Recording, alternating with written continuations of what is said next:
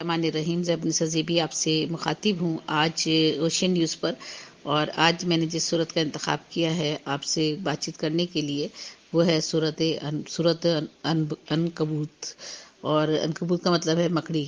ابھی میں آپ سے اس سلسلے میں مزید آگے بات کروں گی۔ مکی صورت ہے، یہ 69 آیتیں ہیں اور 7 رکوع پر مشتمل ہے۔ عنکبوت مکڑی کو کہتے ہیں۔ اس صورت میں عنکبوت کا تذکرہ ہے۔ اب ابتدا صورت میں حق کے راستے میں مشکلات و مصائب جھیلنے کے لیے تیار کیا گیا ہے۔ کیا لوگ یہ سمجھتے ہیں کہ ایمان کا دعویٰ کرنے سے ان پر کسی قسم کی آزمائش نہیں آئے گی؟ پہلی قوموں پر بھی ابتلا و آزمائش کے دور آتے رہے ہیں۔ سچوں اور جھوٹوں میں فرق کرنے کے لیے ہم ایسا ہی کیا کرتے ہیں۔ بد کردار لوگ یہ نہ سمجھیں کہ وہ ہم سے سبقت لے جائیں گے۔ اللہ سے ملاقات کا وقت مقرر ہے۔ اگر کوئی دین کے لیے تکلیف اٹھائے گا تو اس کا فائدہ اسی کو پہنچے گا۔ اللہ تعالیٰ کو اس کی کوئی ضرورت نہیں ہے۔ والدین کے ساتھ حسن سلوک، ان کی فرمانبرداری کی حدود بیان کرتے ہوئے بتایا ہے کہ کفر اور شرک میں والدین کی اطاعت نہیں کی جائے گی۔ کافر لوگ بھی ایمان والوں سے کہتے ہیں ایمان کو چھوڑ کر ہمارے طریقے پر چلنے لگ جاؤ، تمہارے گناہوں کے ہم ذمہ دار ہیں۔ یہ لوگ ان کے گناہ تو کیا اٹھائیں گے، اپنے ہی گناہوں کے بوجھ تلے دب کر قیامت کے بے رحم احتساب میں الجھ کر رہ جائیں گے۔ پھر نوح علیہ السلام کے 950 سال طویل جدوجہد کے نتیجے میں ان کے ساتھیوں کی طوفان سے کشتی کی مدد سے نجات اور قوم کی ہلاکت کا تذکرہ، پھر ابراہیم علیہ السلام اور ان کی دعوت توحید کا تذکرہ، اور قوم کی ہٹ درمی اور بے اختیار معبود دان اور باطل کی عبادت پر کاربند رہنے کا بیان، اور اس حقیقت کی طرف اشارہ ہے کہ ہر دور میں مفاد پرست اللہ کے سچے رسولوں کا انکار کرتے آئے ہیں۔ یعنی اس حقیقت کی طرف یہ اشارہ ہے کہ ہر دور میں مفاد پرست جو ہے وہ اللہ کے سچے رسولوں کا انکار کرتے آئے ہیں۔ دنیا میں چل پھر کر منکرین کے انجام کا مشاہدہ کیا جا سکتا ہے۔ پھر لوط علیہ السلام اور ان کی بدکردار ملعون قوم کی ہلاکت کا بیان ہے، اور قوم کے مدین و عاد و سمود اور فرعون و حامان کی ہلاکت کو بیان کر کے قوموں کی تباہی کا ضابطہ بیان کیا ہے کہ وسائل سے محرومی، انبیاء کی دعوت کا انکار اور گناہوں کی زندگی کو اختیار کرنے پر قوموں کو مختلف انداز میں ہلاکت میں ڈالا گیا ہے۔ کبھی پانی کے سیلاب اور آندھی کے طوفان سے، کبھی زور دھماکہ اور زلزلے سے، کبھی زمین دھسا کر یا دریا میں غرق کر کے۔ حقیقت یہ ہے کہ انسانوں کا ظلم ہی ان کی ہلاکت کا باعث بنا کرتا ہے۔ اللہ کسی پر ظلم نہیں کرتے۔ اللہ کے علاوہ معبودان نے باطل کی طاقت و قوت ایک مکڑی اور اس کے جالے کے برابر بھی نہیں۔ یہ تمام مثالیں لوگوں کو سمجھانے کے لیے دی جاتی ہیں، اور علم رکھنے والے ہی انہیں سمجھتے ہیں۔ آسمان و زمین کی بہترین تخلیق اہل ایمان کے لیے اللہ کی قدرت کی عظیم الشان دلیل ہے۔ قرآن کریم کی تلاوت کے حکم کے ساتھ 21ویں پارے کی ابتدا ہو رہی ہے، اور نماز کی پابندی کی تلقین کے ساتھ نماز صلات کا سب سے بڑا فائدہ بیان کیا گیا ہے، جو اس سے بے حیائی اور ناشائستہ حرکتوں کا قلقمہ ہو جاتا ہے۔ اہل کتاب سے اگر بحث و بحثی کی نوبت آ جائے تو اخلاق کا دامن ہاتھ سے نہ چھوڑا جائے، اور توحید باری تعالیٰ اور آسمانی نظام سے اپنی وفاداری برقرار رکھتے ہوئے اہل کتاب کے مظالم کو دو ٹوک جواب دینے کی اجازت ہے۔ اللہ کی آیتوں کے منکر کفر اور ظلم کے لمبردار ہوتے ہیں۔ قرآن کریم کی حقانیت کی اس سے بڑھ کر اور کیا دلیل ہو سکتی ہے کہ ایک امی ایسا معجزانہ کلام سنا رہا ہے۔ اگر آپ اس سے پہلے لکھنا پڑھنا جانتے تو باطل پرست شکوک و شبہات پیدا کر دیتے۔ یہ لوگ کہتے ہیں کہ آسمان سے نشانیاں کیوں نہیں اتری؟ ان سے پوچھیے قرآن کریم سے بڑی اور کون سی نشانی ہو سکتی ہے؟ پھر قدرت خداوندی کی کائنات کے شواہد پیش کر کے دنیا کی حقیقت واضح کر دی ہے کہ دنیا کی زندگی کھیل تماشے کی طرح ختم ہونے والی ہے، اور حقیقی زندگی آخرت کی زندگی ہے۔ یہ لوگ مشکلات اور پریشانیوں میں اللہ سے وفاداری کا دم بھرنے لگتے ہیں، اور جب نجات پا کر مطمئن ہو جاتے ہیں تو شرک کرنے لگ جاتے ہیں۔ انہیں سوچنا چاہیے کہ انہیں اللہ تعالیٰ نے امن و سکون کے خطے حرم محترم میں سکونت عطا فرمائی ہے، جہاں ہر قسم کے دشمن کے دستبردار سے یہ محفوظ ہیں، جبکہ ان کے اطراف کے بسنے والوں کو ان کے دشمن اچک کر لے جاتے ہیں۔ کیا یہ پھر اللہ کے انعامات کی ناشکری کرتے ہوئے باطل پر ایمان لاتے ہیں؟ آخر میں حق و صداقت کی جدوجہد کرنے والوں کو خوشخبری سنا کر سورت کا اختتام کیا جا رہا ہے۔ جو لوگ ہمارے راستے کی جدوجہد میں مصروف رہتے ہیں، انہیں اپنے راستوں کی ہدایت سے سرفراز فرماتے ہیں، اور اللہ تعالیٰ کی مدد یقیناً مخلصین کے ساتھ ہوا کرتی ہے۔ اور جہاں تک اس صورت میں مزید گفتگو کی گئی ہے اور مزید باتوں کا تذکرہ کیا گیا ہے، اس کا بھی میں یہاں پر ضرور ذکر کرنا چاہوں گی، اور ان کا اس حوالے سے ہم ضرور بات کریں گے۔ تو یہاں اس میں جو واضح مضامین بیان کیے گئے ہیں سورۃ عنکبوت میں، وہ یہ ہے کہ کیا صرف ہم ایمان لائے کہ بول پر نجات ہو جائے گی ہماری؟ کہ ہم ایمان لائے، صرف ہم یہ کہیں گے اور ہماری کیا تعالیٰ کیا نجات ہو جائے گی؟ جہاد، ایمان اور عمل صالح کی برکات کا بیان کیا گیا ہے اس صورت میں۔ والدین کے کہنے پر شرک کرنے کا بیان بھی اس میں ہے کہ کیا اگر والدین یہ کہیں کہ آپ شرک کرو تو اس کو بھی نہیں ماننا ہم نے۔ کیا لوگوں کی تکلیف اور عذاب الہی برابر ہو سکتے ہیں؟ ہرگز بھی نہیں۔ کفر کا یہ کہنا کہ ہم تمہارے گناہ اپنے ذمے لیتے ہیں ایک گمراہ کن، یہ سازش ہے۔ حضرت نوح، وہ تو اپنے گناہ بھی نہیں برداشت کر سکتے تو ہمارے گناہ کیا اپنے سر لیں گے؟ حضرت نوح علیہ السلام کی درازی عمر اور کشتی کا بیان بھی اس میں بیان جو ہے وہ اس صورت کا حصہ ہے۔ حضرت ابراہیم علیہ السلام کی اپنی قوم کو دعوت توحید اور صفات الہی کا بیان اس صورت میں بیان کیا گیا ہے۔ حضرت ابراہیم علیہ السلام اور آپ کی کافر قوم میں ایک فیصلہ کن بحث۔ حضرت لوط علیہ السلام کی اپنی گمراہ قوم کے خلاف دعا جو قبول ہوئی۔ قوموں پر آنے والے عذاب الہی کی مختلف صورتیں ہیں۔ مشرکین کے معبودان باطلہ کی پناہ مکڑی کے گھر کے مانند غیر پائیدار ہے۔ تلاوت قرآن اور اقامت صلاۃ کا حکم اور فوائد نماز کا بیان ہے۔ اہل کتاب سے مناظرے کا طریقہ بیان کیا گیا ہے۔ قرآن کا منزل من اللہ ہونے کا اثبات اس میں ملتا ہے۔ وقت مقررہ عذاب میں تاخیر کا باعث ہے۔ ایمانداروں کے لیے خصوصی حکم تاکہ جنت کے مستحق بن سکے۔ انسانوں اور جانوروں کو روزی دینے والی ذات اللہ تعالیٰ ہے۔ اللہ کی ربوبیت کے متعلق کفار مکہ سے چند سوالات اور ان کے مثبت جوابات اس مضمون میں بیان کیے گئے ہیں اس صورت کے مضمون میں بیان کیے گئے ہیں۔ اور لہو اللہ دنیاوی زندگی کا نام ہے تاکہ ان خوش نصیبوں کا جنہیں اللہ کے راستوں کی ہدایت ملتی ہے ان کا تذکرہ کیا گیا ہے اس صورت میں۔ صورت عنکبوت جو ہے وہ دیکھیں ان میں کتنی باتوں کا ذکر ہمیں ملتا ہے اور کتنے مضامین کو بیان کیا گیا ہے، اس کی تفصیل جو ہے وہ ہم نے اس میں مختصراً جو ہے وہ ان جملوں میں بیان کرنے کی کوشش کی ہے۔ تو جہاں تک صورت عنکبوت کا تعلق ہے تو یہ جو صورت ہے یہ ہمیں بتاتی ہے کہ ہمیں کس طرح سے اللہ تعالیٰ کے احکامات پر عمل کرنا ہے، اور ہمیں اللہ تعالیٰ کے جو ہے اللہ تعالیٰ نے جو ہمیں بتایا ہے اس راستے پر ہمیں چلنا ہے، چاہے اس کے لیے ہمیں کتنی ہی مشکلات کا سامنا کیوں نہ کرنا پڑ جائے۔ تو یہ پورا کا پورا جو مضمون ہے یہ اسی حوالے سے ہے۔ اور سورہ عنکبوت کے جو مضامین ہے اس میں محققین کی ایک جماعت میں مشہور ہے کہ یہ کل صورت مکے میں نازل ہوئی ہے۔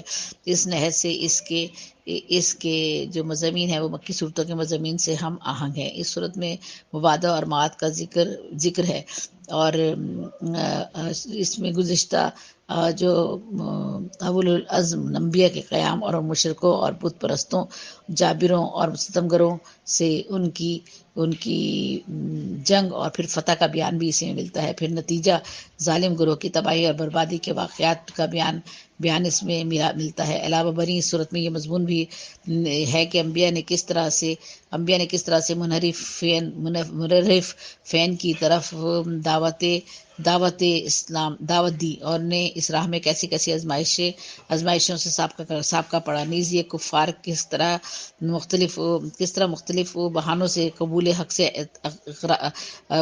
سے یہ جو تھے منحرف ہوتے رہے۔ مفسرین کی ایک جماعت کا خیال ہے کہ اس سورت کی ابتدائی 11 آیات باقی سورت سے مستثنی ہیں، اور ان کا عقیدہ ہے کہ 11 آیات مدینے میں نازل ہوئی تھی، لیکن یہ الگ بات ہے۔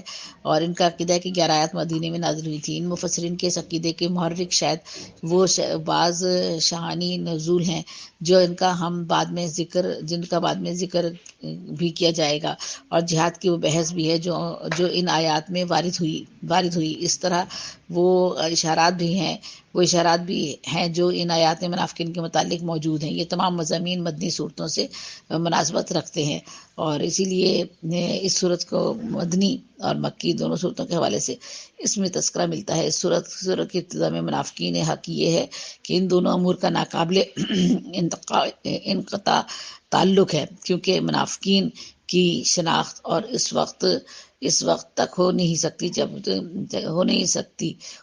سکتی جب تک وہ امتحان و آزمائش میں مبتلا نہ کر دیے جائیں یا نہ ہوں۔ تو نمبر 2 آیت کے مضامین کے دوسرے حصے میں پیغمبر حضرت محمد صلی اللہ علیہ وآلہ وسلم اور مومنین کی جو دلجوئی کے لیے پیغمبران اور اولوالعزم جو سے پہلے پیغمبر آئے ہیں، مثلا حضرت نوح علیہ السلام، حضرت ابراہیم علیہ السلام اور حضرت ابراہیم، حضرت لوط علیہ السلام، حضرت شعیب علیہ السلام کی زندگی کے کچھ حالات کو بھی اس صورت میں بتایا گیا ہے، اس صورت میں بیان کیا گیا ہے، اور یہ بتایا گیا ہے کہ انہوں نے اپنے اپنے عہد کے نمرود اور خود پرست اہل دولت کا کس طرح مقابلہ کیا، ان کے جنگ کے آلات کیا تھے، کیفیت جنگ کیا تھی، اور ان کا نتیجہ کیا ہوا۔ اس بیان کا مقصود یہ ہے کہ ایک طرف تو رسول اللہ صلی اللہ علیہ وآلہ وسلم اور مومنین کا دل قوی ہو، اور دوسری طرف رسول اللہ صلی اللہ علیہ وآلہ وسلم کے زمانے کے سنگ دل اور ظالم پرستوں کو تنبیہ ہو جائے۔ اور سوئم یہ کہ صورت کے مضامین کا تیسرا حصہ جو ہے، جو خصوصیت سے آخر میں ہے، اس میں توحید اور توحید باری تعالیٰ اور عالم افرینش میں اس کی آیات اور شرک سے جو ہے وہ الگ ہونے کا، یا شرک کے بارے میں جو ہے بیان بتایا گیا ہے۔ اس سلسلے میں انسان کی فطرت سلیم اور اس کے وجدان کو مخاطب کیا گیا ہے۔ اور اس نمبر 4 میں اس صورت کے ایک اور حصے میں متنوع قسم کے مضامین ہیں، مثلا غیر حقیقی معبودوں کا تذکرہ اور ان کے عنکبوت صفت پجاریوں کی ناتوانی کا ذکر ہے۔ اس طرح اس حصے میں قرآن کی عظمت اور پیغمبر اسلام صلی اللہ علیہ وآلہ وسلم کی حقانیت اور مخالفین کی سرکشی کا بیان ہے۔ اس کے علاوہ بری اس حصے میں مسائل ترتیبی کا بھی ایک سلسلہ ہے، مثلا نماز، والدین کے ساتھ سلوک، اعمال صالح اور مخالفین اسلام سے گفتگو اور بحث کا طریقہ تعلیم جو ہے وہ بیان کیا گیا ہے۔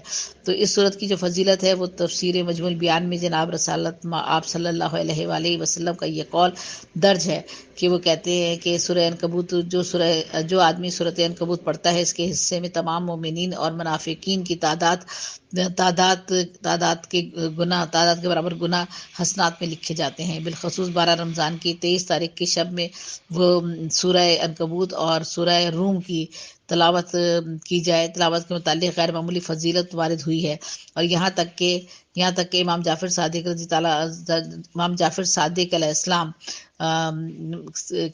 سے ایک حدیث بھی منقول ہے کہ اور وہ یہ ہے کہ جو آدمی ماہ رمضان کی 23 تاریخ کی شب میں سورہ عنکبوت جو ہے تلاوت کرے، قسم بخدا وہ اہل بہشت میں سے ہے۔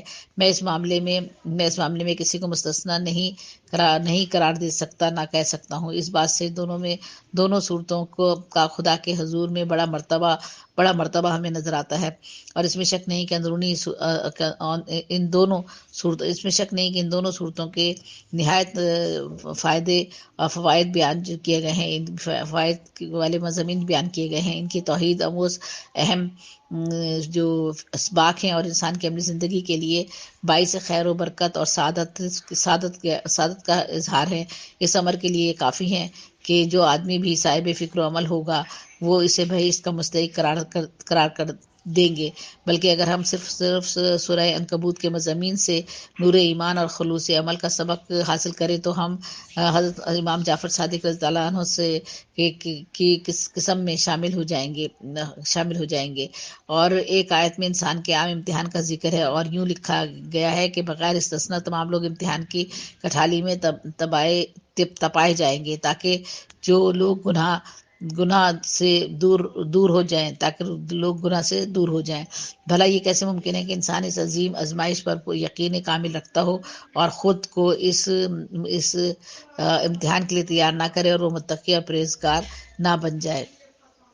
تو اس صورت میں جہاں تک ان ساری باتوں کا تعلق ہے، اس کی فضیلت کے بارے میں ان کے جو مضامین ہیں اور جو اس کا خلاصہ ہے وہ میں نے آپ لوگوں کے سامنے پیش کیا ہے، اور یہ آپ کو بتایا ہے کہ سورۃ عنکبوت میں جو ہے وہ کیا بتایا گیا ہے۔ قرآن مجید کی 29ویں یہ سورت ہے، جیسا کہ میں آپ کو پہلے بھی بتا چکی ہوں، اور یہ اس میں 69 یعنی 69 آیات ہیں، 7 رکوع پر مشتمل ہے۔ دور نزول اس کا مکی ہے، نام کے معنی اس کے مکڑی ہیں، زمانہ نزول ہجرت حبشہ ہے، عدد سورت 29 ہے، عدد پارہ 20 اور 21 ہے، تعداد 69 یعنی 69 ہے، الفاظ 982 ہیں، حروف 4000 4200 ہے، اور آیت کے 41ویں فقرے میں عنکبوت سے عنکبوت نام اس کا ماخوذ کیا گیا ہے۔ مطلب یہ ہے کہ یہ وہ صورت ہے جس میں لفظ عنکبوت آیا ہے، اور زمانہ نزول اس کا یہ ہے کہ آیات 56 تا 60 سے صرف یہ صورت ہجرت حبشہ سے کچھ پہلے نازل ہوئی تھی۔ باقی مضامین کی اندرونی شہادت بھی اس کی تائید کرتی ہے، کیونکہ پس منظر میں اس زمانے کے حالات جھلکتے ہوئے نظر آتے ہیں۔ بعض مفسرین نے صرف اس دلیل کی بنا پر کہ اس میں منافقین کا ذکر آیا ہے اور نفاق کا ظہور مدینے میں ہوا ہے، یہ قیاس قائم کر لیا ہے کہ اس صورت میں کی ابتدائی 10 آیات مدنی ہیں اور باقی صورت مکی ہے۔ حالانکہ یہاں جن لوگوں کے نفاق کا ذکر ہے یہ وہ لوگ ہیں جو کفار کے ظلم و ستم اور شدید جسمانی اذیتوں کے ڈر سے منافقانہ روش اختیار کر رہے تھے، اور ظاہر ہے کہ اس نوعیت کا اتفاق مکہ ہی میں ہو سکتا ہے، نہ کہ مدینے میں۔ اس طرح بعض دوسرے مفسرین نے یہ دیکھ کر اس صورت میں مسلمانوں کو ہجرت کرنے کی تلقین کی گئی ہے، اس سے مکہ کی آخری نازل شدہ صورت قرار دے دیا ہے۔ حالانکہ مدینہ طیبہ کی طرف ہجرت کرنے سے پہلے مسلمان حبشہ کی طرف بھی ہجرت کر چکے تھے۔ یہ تمام قیاسیات ہیں، دراصل کسی روایت پر مبنی نہیں، بلکہ صرف مضامین کی اندرونی شہادتوں کی بنا پر رکھے گئے ہیں، اور یہ اندرونی شہادت اگر پوری صورت کے مضامین پر بحیثیت مجموعی نگاہ ڈال لی جائے تو مکے کے آخری دور کی نہیں بلکہ اس دور کے حالات کی نشاندہی کرتی ہے جس میں ہجرت حبشہ واقع ہوئی تھی۔ یعنی میں نے جب اس سے پہلے ذکر کیا تھا کہ یہ مدینے، کچھ لوگ اسے مدینے کی کچھ آیات کو مدینے کا حصہ قرار دیتے ہیں اور کچھ مکہ کا حصہ قرار دیتے ہیں، تو اس کی وضاحت میں نے یہاں پر آپ کے سامنے کر دی ہے کہ اس کے کیوں کچھ لوگوں نے اس کی کچھ آیات کو مدینے کا حصہ قرار دیا، وجوہات اس کی کیا تھی۔ تو جہاں تک وجوہات کا تعلق ہے تو وہ آپ کے سامنے آ گئی ہیں، اور جہاں تک اس کے موضوع اور مضمون کا تعلق ہے تو صورت کو پڑھتے ہوئے محسوس ہوتا ہے کہ اس کے نزول کا زمانہ مکہ معظمہ میں مسلمانوں پر بڑے مصائب اور مشکلات کا زمانہ تھا۔ کفار کی طرف سے اسلام کی مخالفت پورے زور شور سے ہو رہی تھی اور ایمان والوں پر سخت ظلم و ستم توڑے جا رہے تھے۔ ان حالات میں اللہ تعالیٰ نے یہ صورت ایک طرف صادق الایمان لوگوں میں عزم و ہمت اور استقامت پیدا کرنے کے لیے اور دوسری طرف ضعیف الایمان لوگوں کو شرم دلانے کے لیے نازل فرمائی۔ اس کے ساتھ کفار مکہ کو بھی اس میں سخت تنبیہ کی گئی کہ اپنے حق میں اس انجام کو دعوت نہ دیں جو عداوت حق کا طریقہ اختیار کرنے والے ہر زمانے میں دیکھتے رہے ہیں۔ اس سلسلے میں ان سوالات کا جواب بھی دیا گیا ہے جو بعض نوجوانوں کو اس وقت پیش آ رہے ہیں۔ مثلا ان کے والدین ان پر زور ڈالتے تھے کہ تم محمد صلی اللہ علیہ وآلہ وسلم کا ساتھ چھوڑ دو اور ہمارے دین پر قائم رہو جس قرآن پر تم ایمان لائے ہو، اور اس میں بھی تو یہی لکھا ہے کہ ماں اور باپ کا حق سب سے زیادہ ہے، تو ہم جو کچھ کہتے ہیں اس سے مانو ورنہ تم خود اپنے ہی ایمان کے خلاف کام کرو گے۔ اس کا جواب آیت نمبر 8 میں دے دیا گیا ہے۔ اس طرح بعض نامسلموں سے اس کے قبیلے کے لوگ کہتے ہیں کہ عذاب و ثواب ہماری گردن پر، تم ہمارا کہنا مانو اور شخص سے الگ ہو جاؤ، اگر خدا تمہیں پکڑے گا تو ہم خود آگے بڑھ کر کہہ دیں گے کہ صاحب ان بیچاروں کا کچھ قصور نہیں ہے، ان کو ہم نے ایمان چھوڑنے پر مجبور کیا تھا، اس لیے آپ ہمیں پکڑ لیں۔ اس کا جواب آیت نمبر 12 اور 13 میں دے دیا گیا ہے۔ جو قصے صورتیں بیان کیے گئے ہیں ان میں بھی زیادہ تر یہی پہلو نمایاں ہے کہ پچھلے انبیاء کو دیکھو کیسی کیسی سختیاں ان پر گزری اور کتنی کتنی مدت وہ ستائے گئے، پھر آخرکار اللہ تعالیٰ کی طرف سے ان کی مدد ہوئی۔ اس لیے گھبراؤ نہیں، اللہ کی مدد ضرور آئے گی، مگر آزمائش کا ایک دور سے گزرنا ضروری ہے۔ مسلمانوں کو یہ سبق دینے کے ساتھ کفار مکہ کو بھی ان قصوں میں تنبیہ کی گئی ہے کہ اگر خدا کی طرف سے پکڑ ہونے میں دیر لگ رہی ہے تو یہ نہ سمجھ بیٹھو کہ کبھی پکڑ ہوگی ہی نہیں۔ پچھلے تباہ شدہ قوموں کے نشانات تمہارے سامنے ہیں، دیکھ لو کہ آخرکار ان کی شامت آ کر رہی اور خدا نے اپنے نبیوں کی مدد کی۔ پھر مسلمانوں کو ہدایت کی گئی کہ اگر ظلم و ستم تمہارے لیے ناقابل برداشت ہو جاتے ہیں تو ایمان چھوڑنے کے بجائے گھر بار چھوڑ کر نکل جاؤ، خدا کی زمین وسیع ہے، جہاں خدا کی بندگی کر سکو وہاں چلے جاؤ۔ ان سب باتوں کے ساتھ کفار کی تفہیم کا پہلو بھی چھوٹنے نہیں پایا، اور توحید اور معاد دونوں حقیقتوں کے دلائل کے ساتھ ان کے ذہن نشین کرنے کی کوشش کی گئی ہے۔ شرک کا ابطال کیا گیا ہے اور آثار کائنات کی طرف توجہ دلا کر ان کو بتایا گیا ہے کہ یہ سب نشانات اس تعلیم کی تصدیق کر رہے ہیں جو ہمارے نبی تمہارے سامنے پیش کر رہا ہے۔ اور اس میں جو ہے یہ میں نے آج آپ کے سامنے جو ہے سورہ عنکبوت جو ہے وہ بیان کی ہے، اور کوشش کی ہے کہ آپ تک اس صورت میں جو کچھ بیان کیا گیا ہے وہ آپ تک میں آسان لفظوں میں پہنچا سکوں، اور آپ اس پر جو ہے وہ جہاں تک عمل کر سکتے ہیں یا جہاں جتنا سمجھنے کی کوشش کر سکتے ہیں اسے سمجھ سکیں۔ اگر مجھ سے کہیں کوئی خامی یا کجی رہ گئی ہو یا کوئی پہلو مجھ سے تشنا رہ گیا ہو تو اس کے لیے میں معذرت خواہ ہوں، اور آپ سب لوگوں سے اجازت چاہتی ہوں، اور آپ لوگ تھوڑی سی حوصلہ افزائی میری کرتے ہیں، اسی وجہ سے میری یہ کاوش جاری ہے، ورنہ یہ میں اپنے تک ہی محدود کر سکتی تھی کہ میں خود پڑھوں اور خود ہی اپنے آپ استفادہ جو کر سکتی ہوں وہ کروں، لیکن میری کوشش ہے کہ جو میں استفادہ کرتی ہوں ان سب چیزوں سے، ان صورتوں سے، وہ آپ تک بھی پہنچا سکوں، اور اس میں سے اگر 1% بھی آپ لوگوں تک پہنچ جاتا ہے تو میں سمجھتی ہوں کہ میری یہ کاوش جو ہے وہ اللہ تعالیٰ قبول فرمائے گا کسی نہ کسی طور سے۔ تو وہ رب کریم ہے، وہ ہمارے دلوں کے راز جانتا ہے، ہماری نیتوں کے حال جانتا ہے، وہی ہمیں معاف کرنے والا ہے، ہماری مغفرت کرنے والا ہے۔ ہم اس سے اپنے دونوں ہاتھ جوڑ کے معافی مانگتے ہیں، اس کے سامنے صاف پاک صاف ہو کر پیش ہونا چاہتے ہیں، اور تاکہ شرم سے، ندامت سے، پشیمانی سے ہماری گردن اس کے سامنے جھکی ہوئی نہ ہو، وہ ہمیں دنیا میں ہی معاف کر دے، دنیا میں ہی ہماری بخشش کر دے، اور ہماری بخشش کے بعد ہمیں اپنے پاس بلائے، تاکہ ہم سر جو ہے اٹھا سکیں اور یہ کہہ سکیں کہ ہم نے اپنے رب کی عبادت کی، اور اپنے رب کے کہے کو ہم نے ٹالا نہیں، بلکہ اپنے رب کے کہے پر کو چلنے کی پوری کوشش کی۔